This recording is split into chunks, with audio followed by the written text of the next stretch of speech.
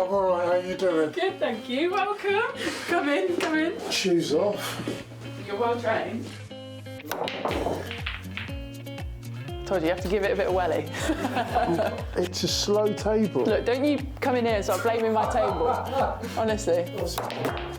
Oh, hello. Scaz, thanks for inviting me to your house. You're welcome. Very comfy sofa. When you've achieved as much as what you've achieved, whether it be Six Nations Championships, Grand Slams, World Player of the Year, how do you look back at that time that you've given to the sport that you love?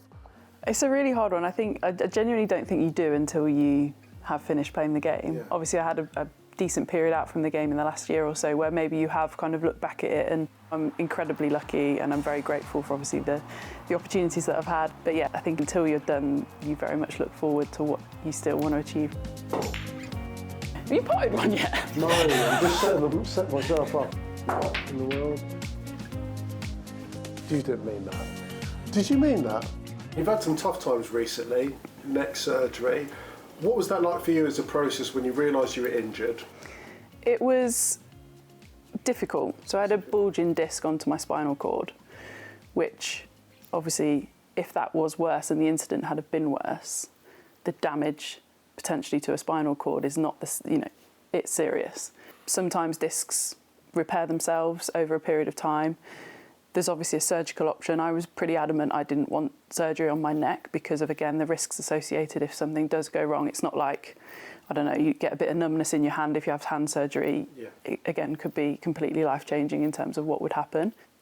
Went through a process over 6 to 9 months of essentially leaving it be and letting it see what happened, follow-up scans along the way, and there was basically no progress. I was basically then faced with, well, if you do want to play rugby again, you need to have surgery, or kind of that's your lot, and bank your chips and, move on, bid farewell. Yeah, exactly.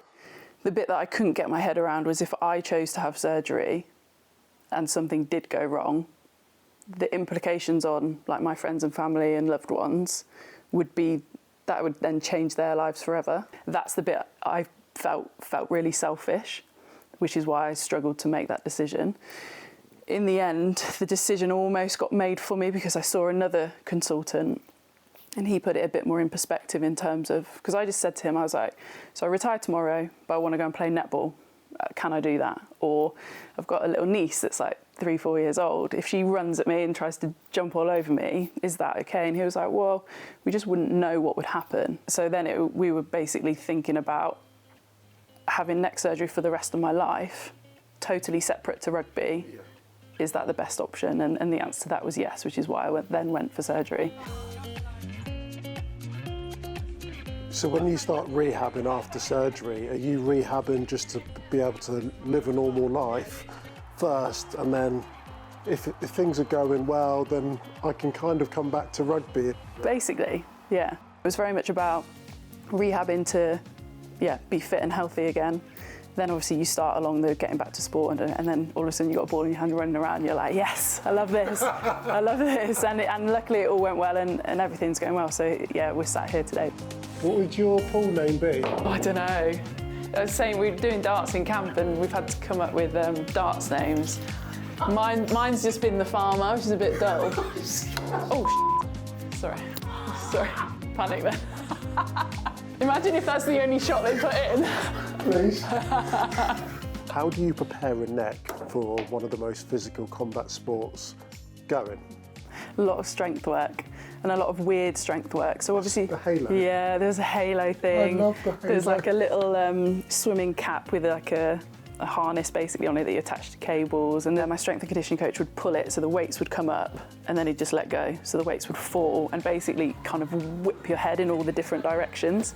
So like you can imagine being in a gym with all this going on, which is fine when you're in with your rugby mates, but then as soon as you hit like the social gym hours, everybody is looking at you like, what on earth is this girl up to? So that was a particularly low moment for me. Scaz, it's been so nice chatting to you. I'm so glad that you're back and you're absolutely flying and things are going well, and I guess all roads lead to Twickenham in 2025. We'll keep everything crossed for you. Thank you.